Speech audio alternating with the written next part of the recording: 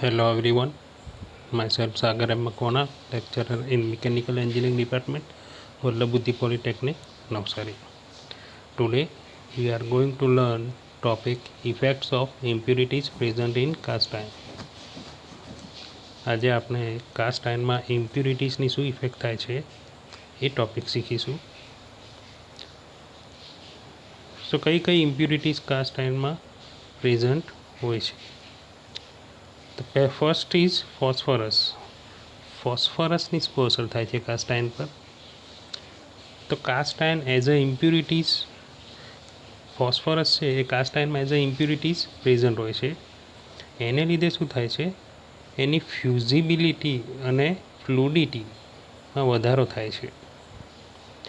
ફોસ્ફરસના કારણે કાસ્ટ આયનની બ્રિટલનેસ આવી જતી તેનું પ્રમાણ 1%થી મર્યાદાની ભાગ્યે જ વધવા દેવામાં આવે છે. બ્રિટલ થઈ જાય છે મટીરિયલ, એટલે એનું પર્સન્ટેજ બહુ વધારે થવા દેવામાં આવતું નથી. 1% જેટલું જ મર્યાદિત રાખવામાં આવે છે. હવે ફોસ્ફરસવાળું જે લોખંડ છે એ અટપટા આકારનું રિંગ બનાવવા માટે ઉપયોગી થાય છે અને એન્જિનિયરિંગના ક્ષેત્રમાં નાના કાસ્ટિંગ બનાવવા માટે પણ ઉપયોગી નીવડે છે. એટલે એન્જિનિયરિંગ કરવા જ્યાં નાના કાસ્ટિંગો બનાવવામાં આવે અને જ્યાં સસ્તાપણું જરૂરી છે ત્યાં આ પ્રકારનું કાસ્ટ આયર્ન, આ લોખંડ ઉપયોગી રહે છે. એટલે ફોસ્ફરસ અશુદ્ધિ સ્વરૂપે હોય છે, ફ્યુઝિબિલિટી વધારે છે, ફ્લુડિટી વધારી દે છે કાસ્ટ આયર્નની અને મટીરિયલને બ્રિટલ બનાવી દે છે. એટલે એનું પ્રમાણ 1% જેટલું જ રાખવામાં આવે છે. એનાથી વધારે પ્રમાણ ફોસ્ફરસનું કાસ્ટ આયર્નમાં વધવા દેવામાં આવતું નથી. Next is sulphur. હવે સલ્ફર છે એ જો એઝ અ ઇમ્પ્યુરિટીઝ અશુદ્ધિ સ્વરૂપે કાસ્ટ આયર્નમાં પ્રેઝન્ટ હોય તો એને છે ને હાનિકારક માનવામાં આવે છે. એ હાનિકારક કેમ માનવામાં આવે છે? કારણ કે તે જે સલ્ફર છે એ પ્રવાહી ધાતુની રસિડિટી ઘટાડે છે અને કાસ્ટ આયર્નનું સખત અને બરડ બનાવી દે છે. મટીરિયલને કેવું બનાવી દે છે? એકદમ હાર્ડ બનાવે છે અને એની બરડતા, બ્રિટલનેસમાં વધારો કરે છે અને વિસ્કોસિટી ઘટાડે છે. વિસ્કોસિટી એટલે શું?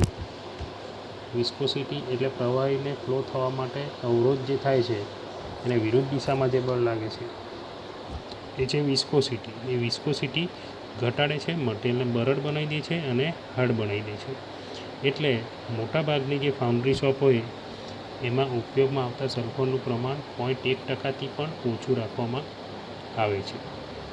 જો સલ્ફરનું પ્રમાણ વધુ હોય તો કાસ્ટિંગ છે તે નબળા મળે છે. એટલે સલ્ફર છે એ કાસ્ટ આયર્ન માટે હાનિકારક માનવામાં આવે છે. Next, third is silicon. તો કાસ્ટ આયર્નમાં સિલિકોનનું પ્રમાણ વધુમાં વધુ 2.5% જેટલું હોય છે.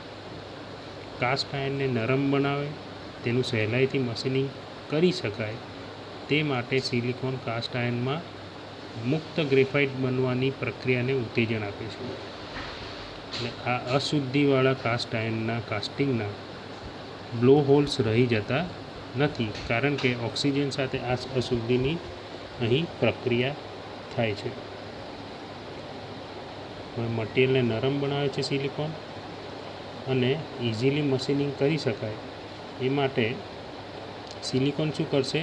કાસ્ટ આયર્નની બહારની ભાગમાં ગ્રેફાઇટનું પડ બનાવી દે છે. એટલે બે પાર્ટ્સ જ્યારે સ્લાઇડિંગ થાય છે તો ઓટોમેટિક લ્યુબ્રિકેશન પણ થાય છે, જેથી મટીરિયલ ઘસાઈ જતા નથી અને ઇઝીલી વર્કિંગ થઈ શકે. તો આ તો સિલિકોન. નેક્સ્ટ, મેંગેનીઝની ઇફેક્ટ જોઈએ. Manganese as a impurities cast આયર્નમાં શું કરશે? કાર્બાઇડ ફોર્મેશનને ઉત્તેજન આપશે. એટલે શું થશે? કાસ્ટ આયર્નને સફેદ અને કઠણ બનાવી દેશે. એટલે મેંગેનીઝનું પ્રમાણ 0.7%થી પણ ઓછું રાખવામાં આવે છે. આ મેંગેનીઝ કાસ્ટ આયર્નને થતી સલ્ફરની જે હાનિકારક અસર છે એની સામે રક્ષણ પૂરું પાડે છે. એટલે જેટલું સલ્ફરનું પ્રમાણ હોય એટલું જ મેંગેનીઝનું પણ પ્રમાણ નક્કી કરવામાં આવે છે. કારણ કે સલ્ફરની જે હાનિકારક અસર છે એને મેંગેનીઝ પ્રોટેક્ટ કરશે. ઓકે, એટલે આ હાનિકારક સલ્ફરની છે એને થવામાંથી કાસ્ટ આયર્નને મુક્ત બનાવી દે છે મેંગેનીઝ. એટલે એટલા પ્રમાણમાં જ એનું પ્રમાણ પણ રાખવામાં આવે છે. ઓકે, તો આ હતી ઇમ્પ્યુરિટીઝની વાત. હવે આપણે વાત કરીએ percentage of carbon in cast iron. હવે આ સ્મોલ જે ખાલી જગ્યા હોય છે, 2 માર્કના ક્વેશ્ચન છે, એમાં આ રીતનું કોઈક વાર પૂછી લે છે કે કાર્બનના પર્સન્ટેજ કેટલા છે. તો ફર્સ્ટ છે ગ્રે કાસ્ટ આયર્ન, એમાં 0.2 to 3.8% કાર્બન હોય છે. વ્હાઇટ કાસ્ટ આયર્ન એમાં 1.8 to 3.6% જેટલું કાર્બન પ્રેઝન્ટ હોય છે. મેલ્યેબલ કાસ્ટ આયર્નમાં 2 to 3% કાર્બન હોય છે. નોડ્યુલર કાસ્ટ આયર્નમાં 3.2 to 4.2% કાર્બન પ્રેઝન્ટ હોય છે. એલોય કાસ્ટ આયર્નમાં 0.5 થી 0.2%. પેરલિટિકમાં પિયરલાઇટિકમાં કાર્બન એટલા પ્રમાણ હોય છે. એકિક્યુલરમાં 2.9 to 3.2% હોય છે. માર્ટેન્સિટિકમાં 5 to 7% હોય છે. અને ઓસ્ટેનિટિકમાં 10 થી 33% કાર્બન પ્રેઝન્ટ હોય છે એલોય કાસ્ટ આયર્નમાં.